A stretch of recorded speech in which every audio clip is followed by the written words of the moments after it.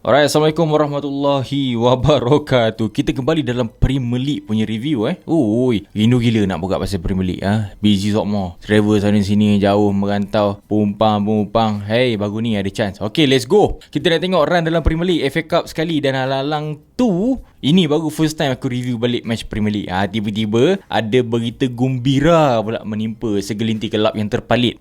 Dia bukan apa. Bro Hans memang bawa rezeki lah katanya. This is FA Cup Premier League. Let's go. Dan di antara kelab yang terpalit kehidupan pertama Chelsea selepas cikgu subjek kimia dia diganti dengan McFarlane. Walaupun McFarlane tu tak ada UEFA Pro Coaching punya lesen, asal boleh jadilah Chelsea Dan dalam bongok sekarang ni dapat juga Chelsea ke final FA Cup. Match ni juga banyak mistake daripada Leeds sendiri, tak guna peluang. First clear cut chances Leeds dapat, Aronson tak score one by one. Si Pascal dia pun buat satu kesilapan besar mid area sendiri, terus kena counter header Enzo 1-0. Dan nasib baik Robert Sanchez dapat buat 3 big save. Leeds gamaknya diorang memang patut fokus Premier League lah. Memandangkan point dengan Spurs pun 6 mata je. Padahal Leeds tu 7 game straight unbeaten sekarang ni tau. Sekali aku tengok lawan FA Cup semi final, shaky teruk. Dan walaupun tengah dalam keadaan berserabut, teruk pun teruk lah. Untuk aku, Chelsea deserve ke final kali ni. Dan untuk Rosinho, aku memang sedih juga sebenarnya tengok dia kena sack. Tapi selepas kerja jadi cikgu 106 hari dapat 5.4 juta, kioret lah tu siapa nak bagi. Dengan compensation 5.4 juta tu, Rosinho sebenarnya dah boleh ambil vacation seumur hidup dia tau. Tak masuk EPF lagi, tak masuk elang warga tua lagi. Cikgu subjek apa kau bayangkan yang mampu claim 5.4 juta selepas 3 bulan lebih je kerja? Cikgu mana lagi? Cikgu Chelsea je yang mampu. Cikgu lain semua kalah. Dalam masa 4 tahun bloko dalam Chelsea, diorang spend 60 million sahaja untuk set manager. Aku dah cakap pasal bloko ni, pasal Todd ni dan sahabat dia daripada minit pertama diorang join Chelsea lagi sampai ke sekarang. Aku dah cakap. Okay guys, kita tahu dalam bola sepak ni timing adalah segala-galanya. Kalau kau lambat, game is gone. Kalau kau timing tu cantik, result dia akan berubah. Trading pun sama. So far aku dah guna platform ni, Stokity. Apa yang aku suka, platform ni very user friendly, tak complicated sangat dan sesuai untuk beginner. Plus, dia datang sekali dengan 10,000 demo account tau. So kau boleh belajar dulu tanpa pressure. Jadi sekarang aku nak try satu trade. Kita tengok Sekarang market ni nampak macam nak turun ni. Okay, tunggu kejap. Nice profit. Platform Stokity ni kalau kau nak tahu, diorang pun offer support 24 hours dan multiple payment method. Buat kita semua senang lah kan untuk manage account kita. Dan the best part, kau boleh trade di mana-mana sahaja. 24 jam access. Kalau kau nak try, link ada dekat description di bawah tu. Gunakan kod aku untuk dapatkan double deposit bonus. Kita mula dengan demo, lepas tu move ke real trading bila kau dah ready. Bagi aku platform Stokity ni dia memang straightforward gila. Senang kerja.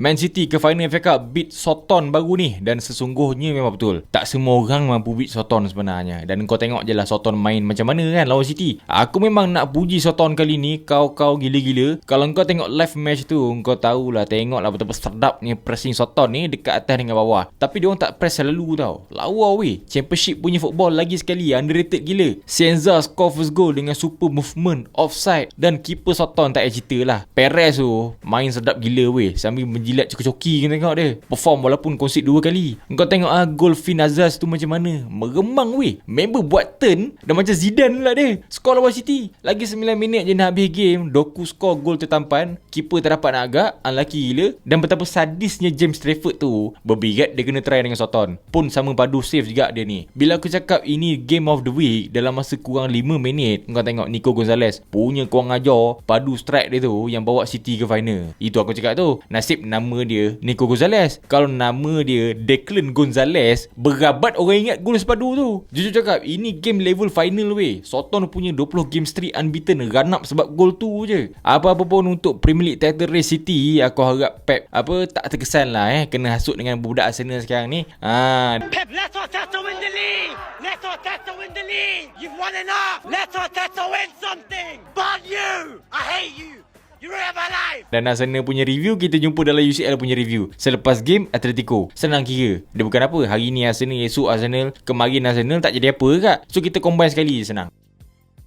Guys, sesungguhnya dalam beberapa momen ni, dalam beberapa bulan dan minggu ni, kita sebenarnya semua ada terlepas pandang sedikit Liverpool tiba-tiba naik ke tangga 4 Liga dalam diam. Aku tahu orang ramai dah kecewa dengan Liverpool season ni. Of course, AKTK injet teruk, Isak tunggang terbalik, baru je skor 1 gol tahun ni. Dan tang left back tu, dia nak robo juga main, baru menang straight. Frimpong dah macam Aaron Wan Frimpong. Aku faham level kaciwa dia, tapi berkat menang lawan Fulham, Everton dan tim Crystal tu, berkat Villa kalah minggu ni, Chelsea tu tak campur lah. Liverpool menang 3 game straight je, terus naik top 4 sekarang ni. Aku tengok Liverpool memang guna effort do or die. Nak tak nak, dia orang wajib klinik depan gawang walaupun bolos saja. Walaupun Salah punya story tamat lagi 4 game dalam Liga, itu yang menekan-nekan wajib menang tu. Tapi yang paling best, baki lagi 4 game ni, semua game baik Next lawan MU dekat Old Trafford minggu ni, terus Chelsea dekat Anfield, kemudian Villa dekat Villa Park, dan lagi sekali Liverpool bakal jumpa tim paling banyak seri, si Brentford sebelum jumpa MU dah 5 game straight seri tau. Chelsea dah 5 game straight kalah. Jadi fan Liverpool, di mana akhirnya kedudukan korang season ni?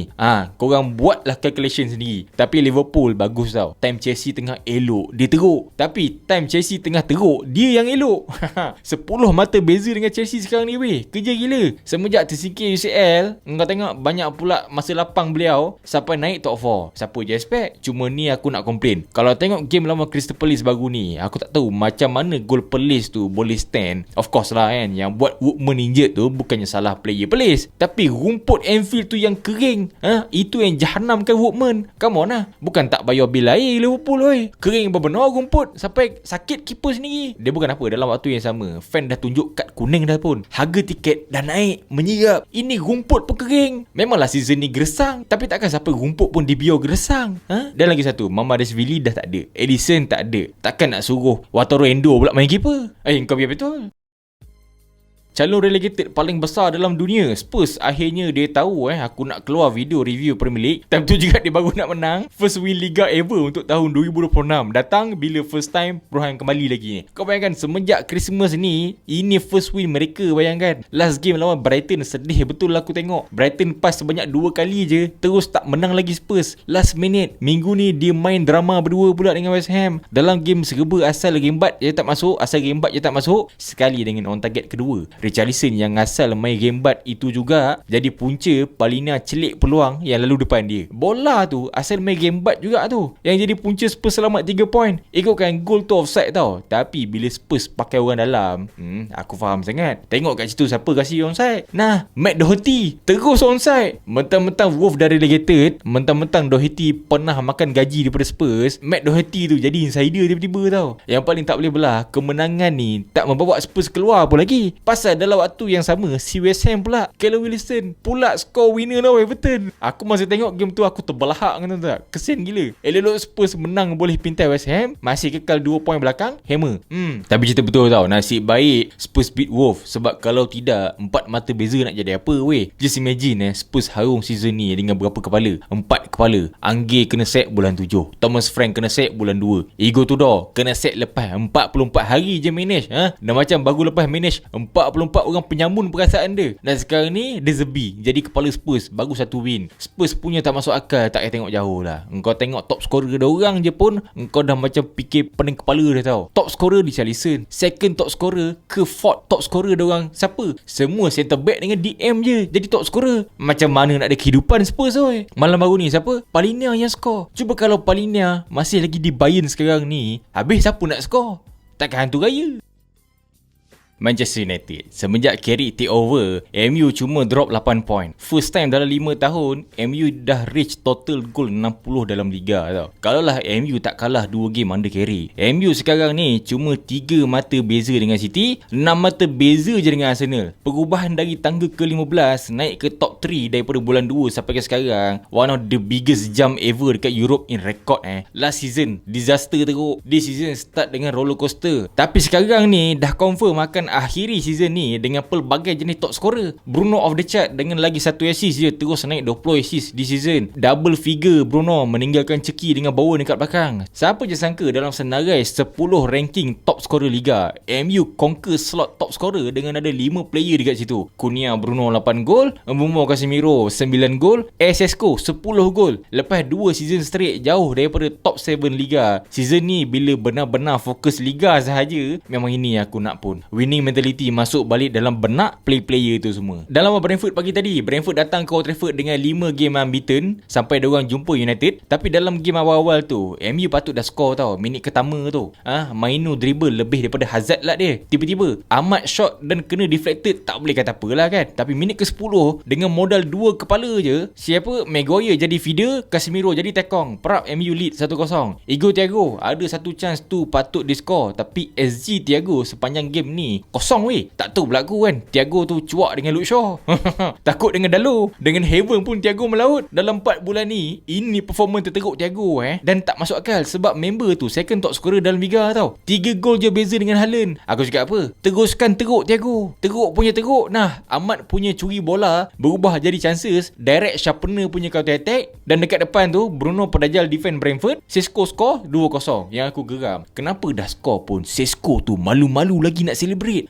MU sekarang ni dalam kelompok top 3 paling tinggi skor. Celebrate je lah. First season dalam Liga baru dah reach double figure goal. Aku cakap apa? Celebrate je lah wahai anak muda. Jangan malu-malu. Second half walaupun ada adegan tiang dan Matthias Jensen tiba-tiba shoot dah macam Eze pula score, MU still grab lagi 3 point. Dan diam-diam MU cuma nak lagi 2 point je confirm UCL next season. Tapi yang paling utama, aku tak kisah sangat, Maguire kembali tu. Bukan tekat kembali biasa, beliau renew lagi setahun. Dan hakikatnya bila ada Maguire, MU cuma kalah 1 kali je tau. Undercarried sekarang ni. 1 kali. Ada Maguire kau tengok minit ke-7. Awal-awal lagi Maguire dah guna teknik slap header dia dah. Sampai bola tu lagi 0.0001